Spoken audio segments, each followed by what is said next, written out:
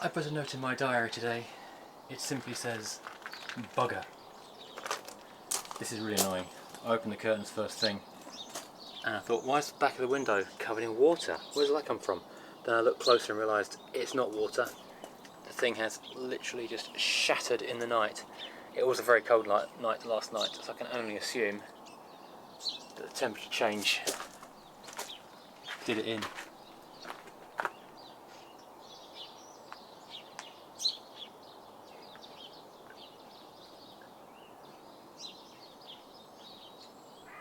Not good. Looking through the gap, there's nothing on the parcel shelf. I don't think it's vandalism at all. I think it's purely just temperature.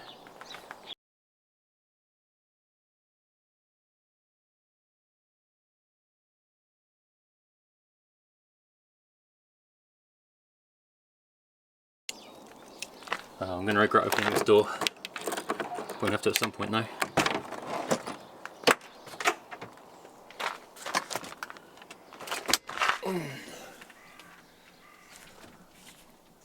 Do I just think it was only a couple of weeks ago I was hammering through country lanes in a convoy of coupes and that bit of glass was absolutely pristine, and there's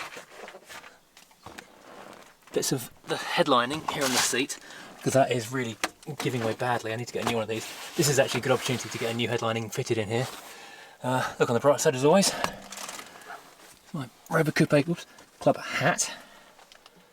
But the parcel shelf, even though it hasn't given way yet, the parcel shelf is already covered in bits of glass. The moment this does give way, it is going to just rain glass and it'll be in here forever. I think I'm going to put a sheet on the back seat so that when this does go in, it kind of catches the worst of it. But right now, I'm going to go and ring Haggerty Insurance, because that's who my insurance is with, and explain the situation.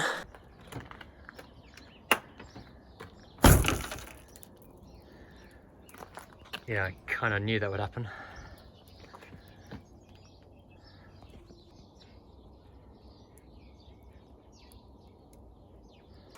But I'm not massively hopeful. Well, I'm sure they'll cover it, because I've got a glass cover.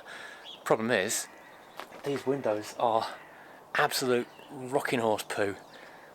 It's like finding hen's teeth.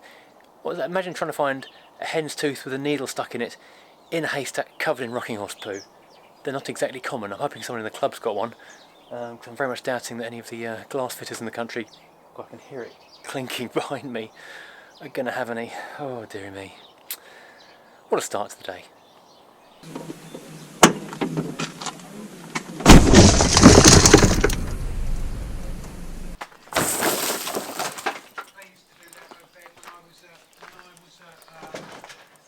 That was easy to get out.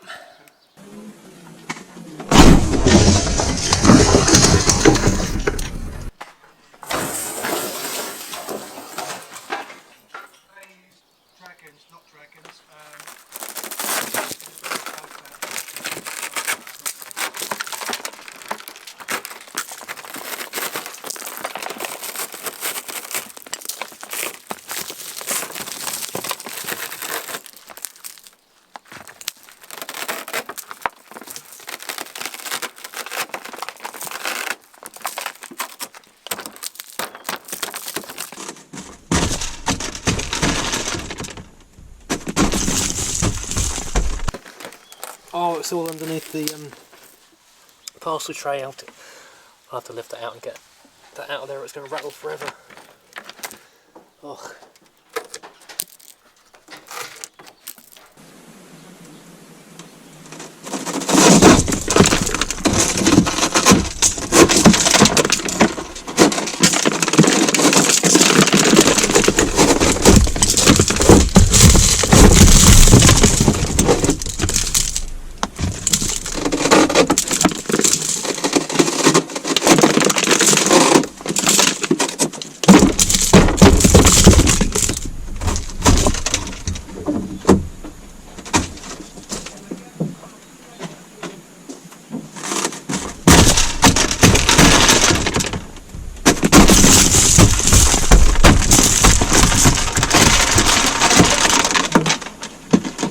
Oh, it's all underneath the parcel tray. I'll I'll have to lift that out and get that out of there, or it's going to rattle forever.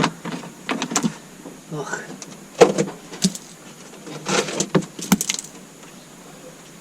So I thought it was a good idea.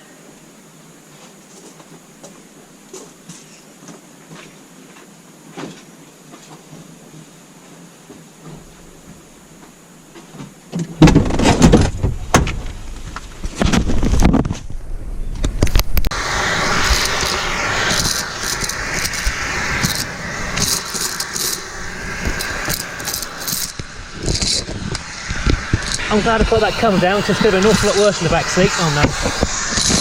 But there is bits of glass going everywhere, and this car will now rattle for the rest of the time.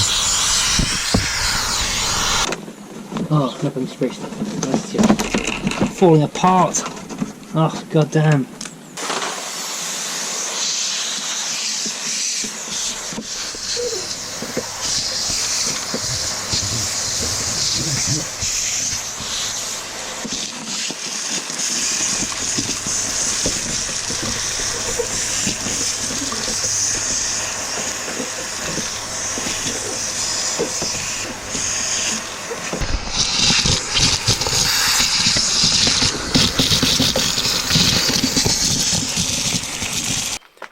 Okay, sit rep, midday, progress. I've spoken to the insurance and spoken to Autoglass, who will cover this for £100 under my excess. So that's great, except they haven't got one. Being an old car and a rare car and having none of the glass, it's gone through to their specialist team, who are supposed to have phoned me back about an hour ago, but I'm still waiting to hear basically if they've got one, and if they haven't got one, how long it will take to find one or even make one, or if they're going to make one. So I don't want to be sat with no back screen for the next 6 months. If that is the situation, people on the owners club have already come forward, and there's a couple I can go and buy second hand if I fancy a road trip to go and collect one. I'd prefer to get new glass, because as this has gone already, and a couple of others in the last year or so have also gone in similar circumstances, I don't really want to put in used glass in here in case it goes again in exactly the same way. So waiting with fingers crossed that Autoglass can turn a bit of this stuff up. Meantime, this back roof panel isn't the prettiest thing in the world, is it? I've been meaning to get this painted for a really long time, but doing so properly, if you're going to pay to do it properly, means taking this trim out, which means taking the glass out, which I didn't want to do because it would probably shatter the rear window, which I didn't want to do. So now it's no longer an issue. I've just spoken to the company down the road who did the paint on the front of the Mini when I bought that a little while ago. They did a fantastic job on that, so hopefully they will be able to do an equally good job on this. I'm sure they could. While we're waiting for the glass to turn up, which gives us the added bonus, not only having a nice shiny roof, of having somewhere warm and dry for the car to live indoors for a few days while it's having the paint work done, so it keeps it out of the elements. Meantime, I've taped some black bin bags over it to keep any water out that does manage to get past the car cover that I'm about to go and put over it in a moment. Just to get a head start on the job, save a few pounds at the body shop, and also so I know how to put it back together again later, I've taken the headlining out so I can try and work out a way of stopping it falling off its backing and drooping so badly I can't see out the back window.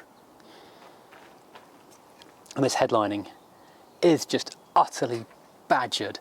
I mean, this is just floppy as anything. This is why I couldn't see out the back window, because all this card backing is just disintegrating and falling off all the time. Every time we go over a bump, this stuff rains out the roof of the car. And where it's not attached, it's just floppy. It's got no strength in it whatsoever. I'm wondering if I can maybe take all of this thicker crumbling card off and then put something like Dynamat on the back of here to make it more solid. But I don't know if this is tough enough. I don't know if this material is tough enough to take it. But this isn't really savable, so there's only one way to find out.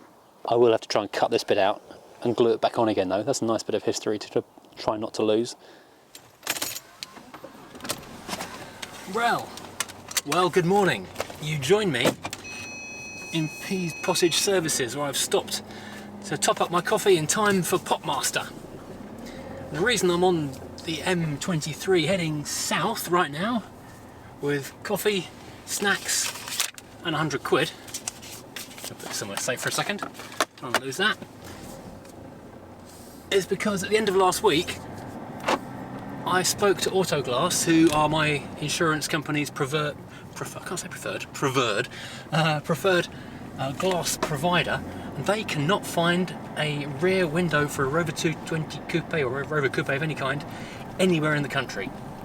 I've made a couple of calls myself to other glass people. No one's got anything. Turn left in 100 yards at the end of the road, and then take the first exit at the roundabout. So yeah, there does not appear to be anywhere. Turn left. There does not appear to be any glass in stock in the country. And I went and had a look on Pilkington's website, because Pilkington Glass are the auto makers who do almost everything. And I spoke to my insurance company. They were really helpful. They said, yes, if we take the first shut exit. up. They said if we can get one made, they will, consider paying for it. Obviously, depending on what it's going to cost. But Pilkington no longer have the moulds, or if they, I don't know. It's like a lot of Rover stuff. It's just gone. Apart from the classic stuff, P6, P5, that kind of older even, you can get that. But the 90s and 80s cars, forget it. So. Yeah, I'd already put a note out on the Coupe Owners Club Facebook page saying the predicament I was in, and a few people had actually come up and said they got some for sale, and fortunately one of them is not that far away. I say not that far away, relatively not that far away. He's visiting Brighton today and is able to bring the glass with him, so I'm going to buy a second-hand window right now, well, in a few minutes.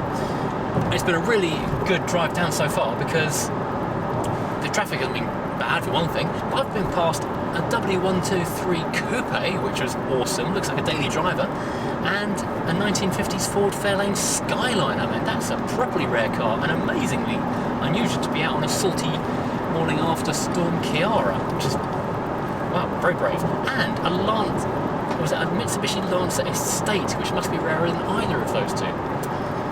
Anyway, right, I'm now through the roadworks. I've left Pease Pottage, my coffee is fresh. If you need a travel mug, then I can heartily recommend the Furious Driving Travel Mug from Redbubble. Really good, actually lasts very well indeed. Right, it's now 10:30, I'm going to put Pupmaster on. We'll see you later. So this is a 1996, I believe, rear screen from a VVC probably. Well, a very nice guy called Rich, who very kindly brought it down to work with him. Supported as best I can on lots of rags and bits of, towel and scarves and bags and everything else. So hopefully this will survive the journey home, and we'll get it fitted in the car very soon.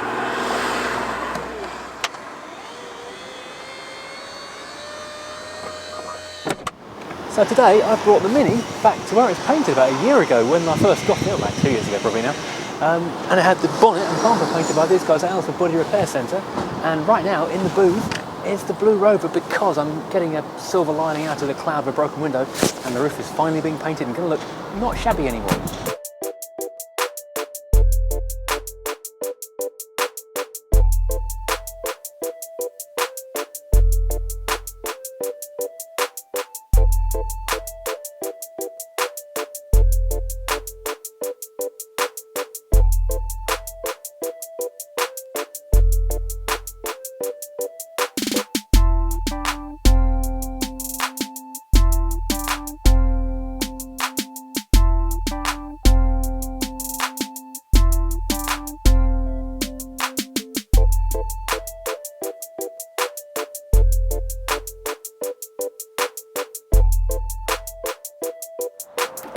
And it's back! Ta-da! Would you look at that? The paint shop have done just a magnificent job on this. Showing up every little hair and bit of dust now, which it didn't before. I didn't used to have to worry about it. Now I'm seeing just spots of dirt every time dirt's off my fingers now. This is like a mirror finish. This is just beautiful. This is how this car should look. I do love fresh, beautiful paint. This is just amazing. I'm so happy with this. That took about 4 working days in total. That was just astonishing turnaround. Everything fell into place just so well. I took it to National Windscreens, who took the old glass frame out. They are next door to Alfred Body Repair Centre. They painted it because I had a gap in their schedule and I wanted to just slot this in nice and quick. And then they rolled it round next door as soon as the paint was dry to get the glass back in. It even came with a free Rover Coupe Club sticker. How about that? It's slightly worn, I might take it off because it's a bit cracked, but by the by. So yeah, we found a silver lining from our cloud, or a cloud from the silver lining, whichever way you want to put it. So yes, as well as having a now hopefully better sealed window that's going to stop the water leaking into the boot and give me terrible water ingress and a mouldy carpet, I've now got a fantastically painted roof, which looks awesome. It just really shows up the rest of the car really badly now, because only the spoiler and the roof look lovely. Everything else just looks the worst. So I'm going to have to bite the bullet at some point and get it done, but it's just way down my list of priorities of things to spend all my car money on, my pocket money if you like. The great thing with this panel though is because it's bordered by glass back and front and these black bars here, these trim pieces, you don't have to blend it into the side panels, which makes it a much easier, quicker job, a lot cheaper as well, thankfully. So here we have it. One job that took about a week and a half from disaster to completion, and hopefully the car's slightly better for it. Now I just need to find some kind of fix for the headlining, and we can move on with our lives. If you've enjoyed this, please hit like and subscribe. It makes a huge difference to the channel. If you want to help the channel carry on and do stupid stuff with cars, there's Patreon in the links around places, and we're about to offer memberships. Channel memberships is a thing that's going to happen hopefully by the time this video goes live. If not, check back in the next video and there'll be a little join button underneath. It's a thing which is going to happen, and I'm trying to work out what the benefits will be for you guys as well as the world in general of furiousness. You can be a furious driver. How about that? Isn't that cool? Thanks for watching. I'll see you again next time with something very different.